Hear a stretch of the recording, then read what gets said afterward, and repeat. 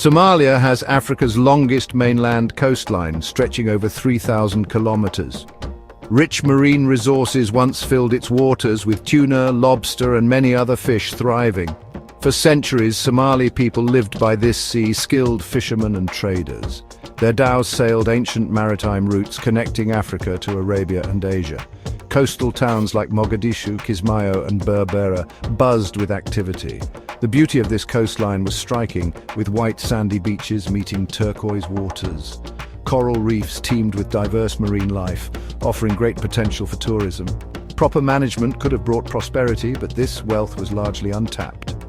The long shore was vulnerable, difficult to monitor and protect. Few roads reached remote coastal villages, and government presence was minimal. This neglect had serious consequences, leaving the sea's bounty open to exploitation. Trouble was brewing just over the horizon. In 1991, Somalia's government fell, plunging the country into chaos. Rival clans and warlords fought for power, fracturing the nation. Somalia became synonymous with a failed state. As law and order broke down, armed militias roamed the streets, and no police force could protect the people. Courts and legal systems ceased to function, and anarchy reigned. Ordinary Somalis suffered immensely, with many losing their homes and livelihoods. Hundreds of thousands were displaced, and famine struck, worsened by the conflict. Access to basic services disappeared, and healthcare and education systems collapsed. With no functioning government, institutions vanished, including the Navy and Coast Guard. Somalia's vast coastline was left unguarded, open to all. This power vacuum extended into the sea, setting the stage for new dangers.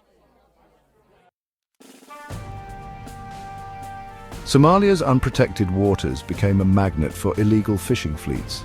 Large industrial vessels from Europe, Asia, and beyond exploited Somali fishing grounds. These foreign factory ships used destructive fishing methods, dragging huge nets across the seabed. Fish stocks, once abundant, began to plummet, with tuna, snapper, and shark populations declining sharply.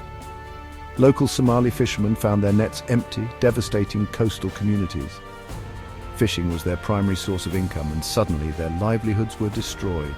Desperation grew with each passing season, and anger simmered along the Somali coast. Fishermen felt their resources were being plundered while their own families starved. Some even reported toxic waste dumping, further poisoning their fishing grounds. The sense of injustice was overwhelming. Initially, some Somali fishermen armed themselves to protect their waters, calling themselves coast guards. Their goal was to deter illegal fishing, boarding foreign vessels, and sometimes fining or chasing them away. This desperate attempt to reclaim control soon changed as they realized there was more money in ransom. Capturing a ship and its crew became profitable, with foreign companies paying to get them back. The motivation shifted from protection to profit, fueled by poverty and lack of options. The first pirate gangs began to form, with piracy operations becoming more organized. Small, fast skiffs were used for attacks, launched from larger mother ships. These mother ships allowed pirates to operate far offshore using GPS, satellite phones, and automatic weapons. The pirates were often young men, many former fishermen or ex-militiamen. They knew the sea and were not afraid of risks, seeing piracy as a chance to survive and eat. The rise of Somali piracy sent shockwaves, affecting major international shipping lanes. The Gulf of Aden is a critical waterway, with thousands of ships passing through it annually. Insurance premiums for vessels skyrocketed, and shipping companies rerouted ships, adding costs. An international naval response was mounted, with warships from many nations patrolling the waters. Task forces were created to combat piracy, and onboard security teams became common on merchant ships. These measures gradually reduced successful attacks, but the root causes remained largely unaddressed. Security at sea came at a high price, and the impact on Somalia itself was complex. Piracy brought a strange war economy to some regions, with coastal towns like Harada and Hobyo booming temporarily. Ransom money flowed in, fueling construction and business, but also bringing more violence and corruption.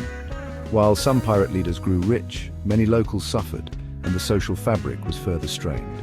Today, large-scale piracy is less frequent, but the scars remain on Somalia.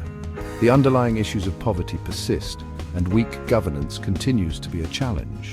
Illegal fishing, though reduced, has not vanished, and the legacy of piracy is a reminder. True peace requires addressing root causes, not just symptoms, as the long coast still waits for sustainable solutions.